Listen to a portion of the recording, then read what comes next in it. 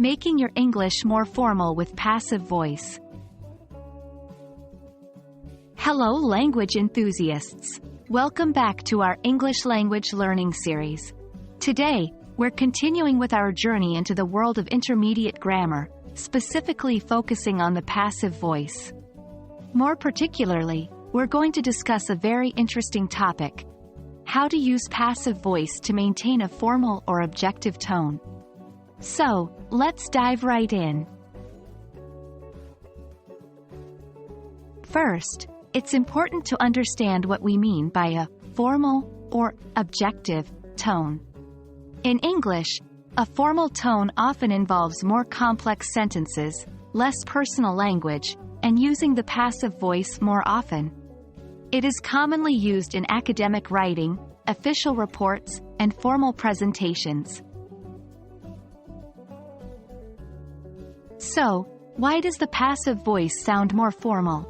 Well, the passive voice focuses more on the action being done, rather than who is doing it. This can make your language seem less personal and more objective. For example, instead of saying, "I made a mistake," which is quite personal, you might say, "A mistake was made," which sounds more formal and detached. Now, let's look at some examples to better understand this concept.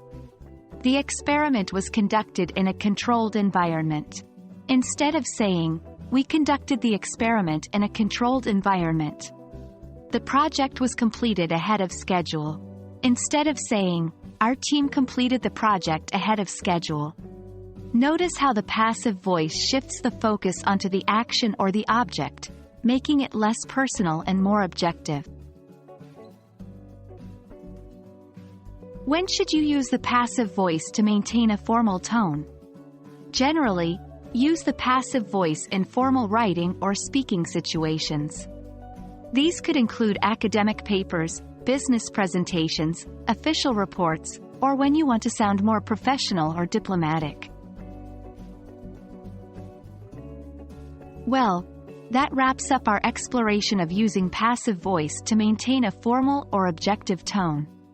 Remember, the passive voice is a valuable tool in your English language arsenal, and using it effectively can significantly improve your language proficiency.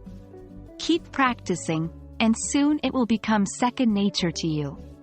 We hope you found this video helpful, and we look forward to seeing you in our next session.